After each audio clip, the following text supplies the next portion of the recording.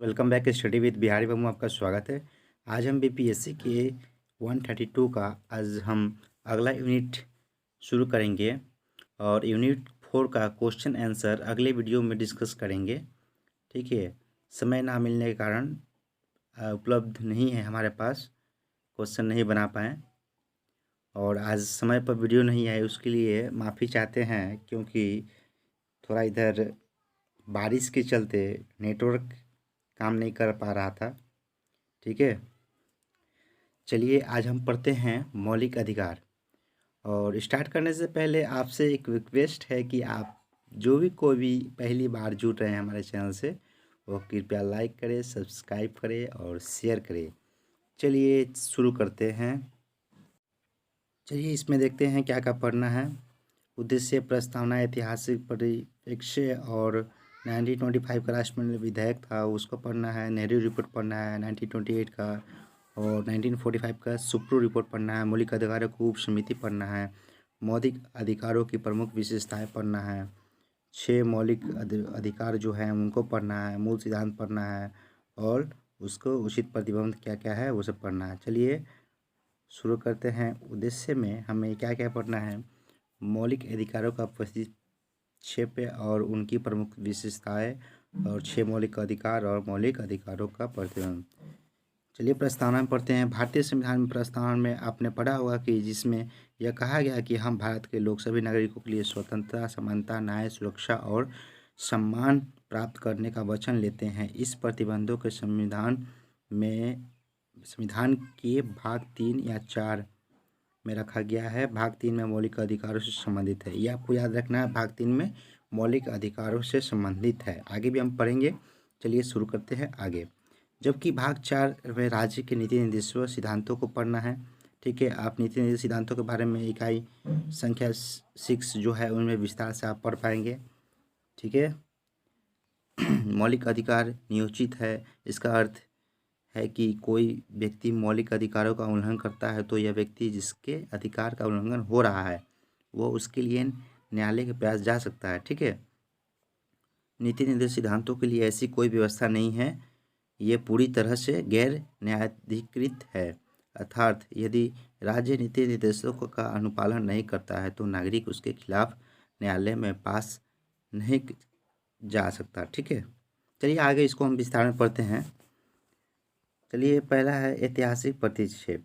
ठीक है, चलिए पढ़ते हैं इसको जल्दी से जल्दी। अधिकारों की अवधारणा जिसे हम मौलिक अधिकार कहते हैं उनका उद्भव 19वीं शताब्दी में हुआ था। ऑस्टिन के अनुसार मौलिक अधिकारों का अवधारणा 1885 में भारतीय राष्ट्रीय कांग्रेस, इंडियन नेशनल कांग्रेस की स्थापना के समय से ही आ गई थी, जिसमें भारतीय नागरिक भी ब्रिटिश नागरिकों के समान अधिकार का प्रबंध चाहते थे। इसमें से कुछ अधिकारों को दस्तावेजों जैसे भारतीय संविधान विधेयक 1895 के अंतर्गत शामिल किए गए। यह विधेयक भारतीय नागरिकों को कुछ अधिकार प्रदान करता है, जैसे भाषण की स्वतंत्रता, अधिकृत अधिकारी द्वारा जेल भेजना तथा राज्य द्वारा मुक्त शिक्षा व्यवस्था करना। आगे के वर्षों के अधिकारों को अपने अधिकार देने की मांग का प्रयास करना, इन जैसे और भी शब्द हैं। इन मांगों में भारतीय राष्ट्रीय कांग्रेस ने अपने प्रस्तावों में शामिल किया गया। विशेषकर 1917 और 1919 में विभिन्न विधायक समिति रिपोर्ट में यह शामिल किया गया कि 1925 में एनी बेसेंट द्वारा भारत के लिए राष्ट्रमंडल विधेयक का मसविदा तैयार किया गया। ठीक है, मसौदा जिसे हम कहते हैं। 1928 में नेहरू रिपोर्ट आया, 45 में सुप्रो रिपोर्ट आया और मौलिक अधिकारों को संबंधित सभा में उप समितियाँ भी बनाई गई। ठीक है, इसमें से पहले हम स्टार्ट करेंगे 1925 का भारतीय राष्ट्रमंडल विधेयक। ठीक है, 5.2.1 चलिए शुरू करते हैं आगे हम। राष्ट्रमंडल विधेयक ने भारतीयों के लिए 7 मौलिक अधिकार की मांग की थी। ठीक है, कितने? 7।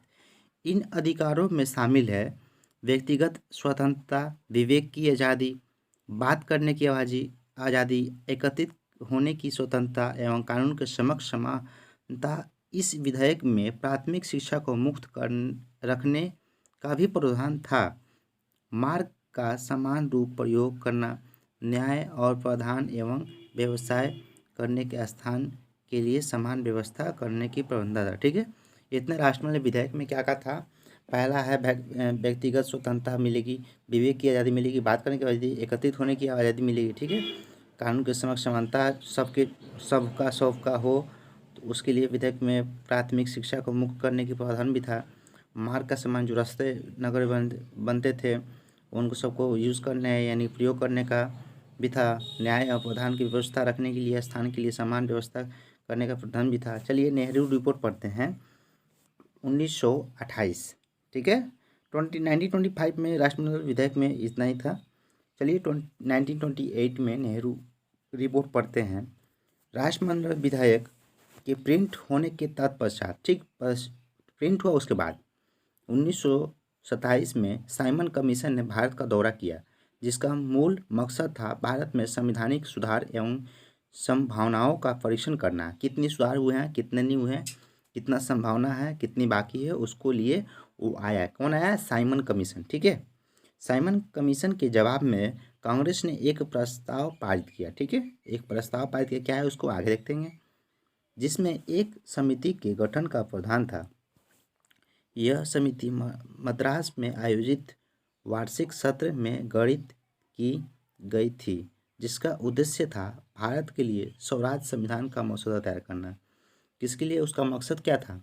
भारत के लिए स्वराज संविधान, अपना संविधान हो, स्वराज हो, ठीक है, अपना बने, अपनी ज़रूरतें के हिसाब से बनाए, ठीक है। चलिए आगे बढ़ते हैं। मसौदे का मूल उद्देश्य था अधिकारों की घोषणा करना। क्या क्या अधिकार हैं, हम क्या क्या लिख सकते हैं, उसके लिए एक मसौदा बनाया गया था, ठीक है। संविधान का मसौदा तैयार करने की जिम्मेदारी समिति को दी गई, ठीक है, समिति को दी गई। इस समिति का नाम था नेहरू समिति। कौन सा समिति? नेहरू समिति, इसको याद रखिएगा, नेहरू समिति, ठीक है, जो है नेहरू समिति। चलिए, जिसके अध्यक्ष थे मोतीलाल नेहरू। कौन थे?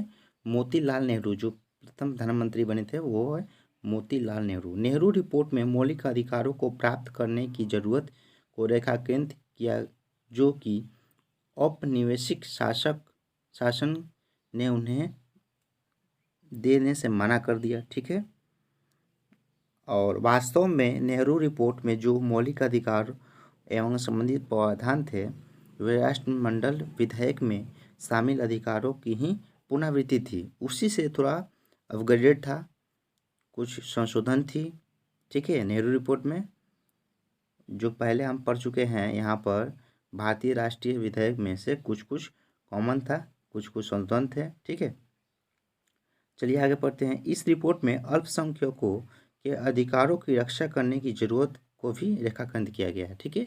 जो अल्पसंख्यक थे, कम जाति से रिलेटेड हो, कम जो थे जनसंख्या में, उनको अधिकार जो था रेखांकित स्पेशल देने की बात थी उसमें।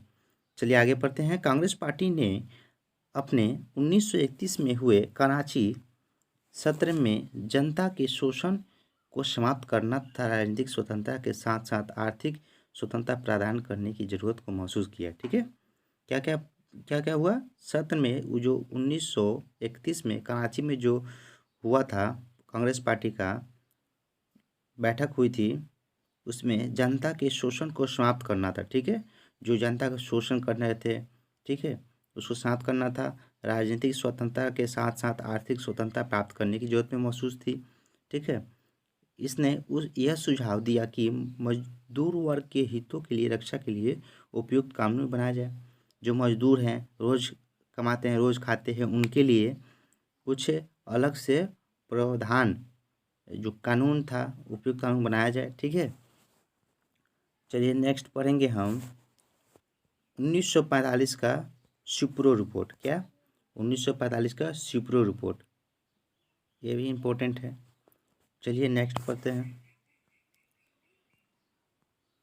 शिप्रो रिपोर्ट का कार्य था भारत में भविष्य के लिए संविधान निर्माण के कार्य को गति प्रदान करना, ठीक है। क्या? भविष्य के लिए संविधान निर्माण, संविधान जो निर्माण होगा उसको गति प्रदान करना, ठीक है। किस तरह से आगे चले, जल्दी बने, ठीक है, संविधान। इस समिति में 30 सदस्य थे। कितने थे? 30। इसको हमको याद रखना है। शिप्रो रिपोर्ट में कितने, समिति में कितने सदस्य थे? जो सुप्रीम रिपोर्ट के द्वारा जो संविधान आगे बढ़ाया गया तो 30 सदस्य थे। ठीक है, चलिए आगे देते हैं। इसका नाम सुप्रू समिति रखा गया क्योंकि इसके अध्यक्ष तेज बहादुर सुप्रू थे। ठीक है, जो उन्हीं के नाम पर सुप्रीम रिपोर्ट रखा गया, जो कि एक जाने माने वकील थे। ठीक है, एडवोकेट थे। ठीक है, यह रिपोर्ट 1945 में प्रकाशित हुई थी। ठीक है, सुप्रू समिति ने अधिकारों से संबंधित 2 सुझाव को वकालत की थी। पहला सुझाव था नियोजित एवं दूसरा था गैर नियोजित अधिकारों के बीच अंतर बताना। ठीक है, दोनों में अंतर क्या है, नियोजित गैर नियोजित। ठीक है, चलिए आगे देते हैं। दूसरा सुझाव था अल्पसंख्यकों का अधिकारों की रक्षा होनी है। जो कम थे, कम जाति जो थे उनकी रक्षा करना, उनको उसमें और सब में अंतर स्पष्ट करना। ठीक है, चलिए अगर आप पढ़ते हैं 5.2 में 5.2.4 में मौलिक अधिकारों की उप समितियाँ हम पढ़ेंगे। ठीक है, चलिए शुरू करते हैं। अपनी इकाई संख्या में यह पढ़ा होगा कि संविधान सभा में संविधान के सुझाव शामिल करने के लिए विभिन्न समितियां गठन किया गया। यह हम पढ़े नहीं हैं अभी यूनिट 1 पर, उसमें हम पढ़ेंगे अगले क्लास में। ठीक है, पर उसमें भी ये दिया हुआ है।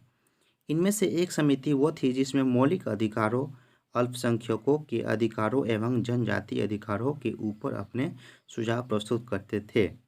ठीक है, जनजाति जो अल्पसंख्यक थे उनका अधिकार जो लेते थे, ठीक है, मौलिक अधिकार में थे। इस समिति के अध्यक्ष सरदार वल्लभ भाई पटेल थे। ठीक है, कौन थे, सरदार वल्लभ भाई पटेल। इस समिति को विभिन्न उप समितियों में विभाजित किया गया, अलग अलग टुकड़ों में बांट दिया गया। इनमें से एक उप समिति मौलिक अधिकारों पर भी थी, मौलिक अधिकार पर भी एक उप समिति थी। ठीक है, इस समिति में अध्यक्ष जीबी कृपलानी थे। ठीक है, इसको हमको नोट करना है, याद कर लेना है। कौन थे, जीबी कृपलानी। ठीक है, अध्यक्ष कृपलानी। ठीक है, इस समिति समाज के विभिन्न वर्गों से लोग का प्रतिनिधित्व था, जिसमें महिलाएं, आम, अमृत कौर एवं महंसा मेहता भी शामिल थे। ठीक है, इस समिति का सबसे प्रभुत्व निर्णय था मौलिक अधिकारों को नियोजित बनाना, मानना एवं न्यायाधिकृत अधिकार स्वीकार करना।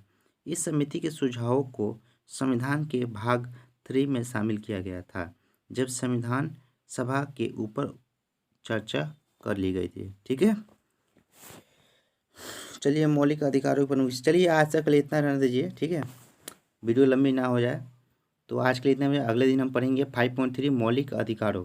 ठीक है, मौलिक अधिकारों से अधिकारों का प्रमुख विशेषताएं। ठीक है, तब तक के लिए आप जुड़ रहिए और अच्छे से रहिए, ख्याल रखिए और हमारे इस वीडियो को लाइक करें, चैनल को सब्सक्राइब करें और शेयर करें। चलिए, जय हिंद, जय भारत, जय हिंद।